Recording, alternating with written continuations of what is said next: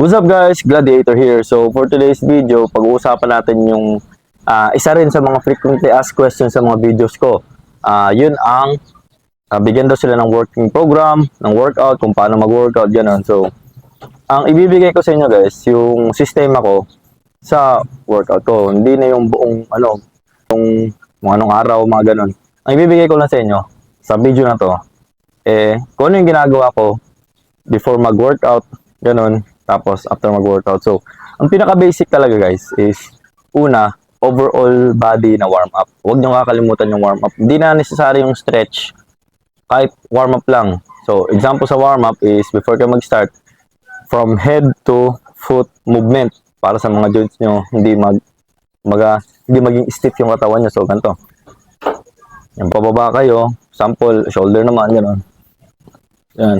Para, maging ready yung mga joint nyo sa lahat na magiging sa kahit siguro na arm workout or leg na workout, i-overall nyo pa rin para ma-warm up na rin kayo pag pawisan konti, ganun. So, tapos, next, dun tayo sa actual workout. So ito, example ko lang to guys. Yung workout natin guys is bicep. Meron tayong 3 sets na warm up set. Yung warm up set is magaan lang para sa inyo, para lang magkaroon ng blood flow dun sa mga muscle at maging ready sa heavy na workout. So, 3 sets yung ginagawa ko. Ayan. 3 sets na full range of motion. Ang sabihin nun, yung pinaka-capacity ng bicep nyo na movement, yun yung gagamitin yung movement. So, ito. 1. And full stretch. 2. 3. Then, tapos, slow and control. 4. 5. So, hanggang sabihin natin, ako ginagawa ko si 15. 15 yung reps kasi warm up pa naman. Tapos, 3 sets kung gagawin yung 15 na yon, gradually increasing. Yung increasing ko na ito is pinong-pino, mga 1.25 kilo per side. Yun lang ginagawa ko. After 3 sets mo, na dinadagdag mo, gradually increasing, ang next na workout mo is tinatawag natin working set. Yung working set, ang priority mo dito is to increase your strength. Means, yung weight load mo dito, dapat ang kaya mo lang na reps is 4 to 6 reps. Yan yung to prioritize strength, to prioritize growth ng power nyo. So, ganun yung powerlifting set range kasi, rep range na 4 to 6 reps. Paano natin i-utilize yung 4 to 6 reps? Paano yun ina-apply? So, ganito. Diba?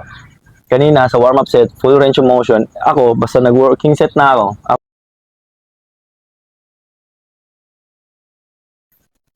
6. Okay. Ganun lang yung range of motion ko.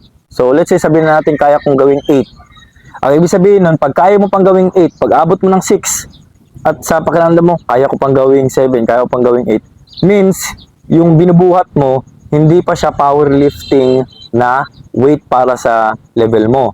Kasi ang target natin dapat 4 to 6 reps lang.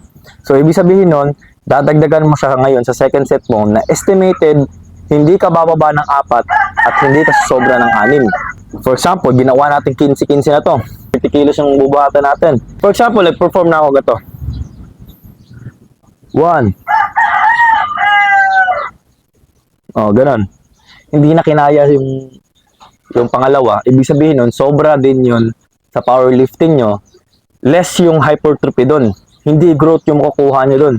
Umaga parang naging ego lifting na lang kasi below na kayo dun sa strengthening na rep range. So, kailangan pag perform nyo ganito, sabihin na natin, ginawa mo lang 13 kilo, so nag 26 kilo ka, tapos ganito yung nagawa mo. 1, 2, 3, 4, tapos yung panglima mo, hindi na kinaya yon. Magandang rep range yun para sa strengthening priority nyo. So, kung yun yung priority nyo na rep range nyo, don't worry. Darating yung time na kung saan yung 26 kilo na yon na kumbaga parang maximum mo sa powerlifting na range nyo, tataas yun by next week, by next month. Magugulat ka lang na yung magiging rep range mo na is 30 kilos na. Dahan-dahan na angat yun as long as consistent ka lang sa program mo. At yun yung ginagawa kong workout ko. To prioritize strength and kasi gladiator, standing out.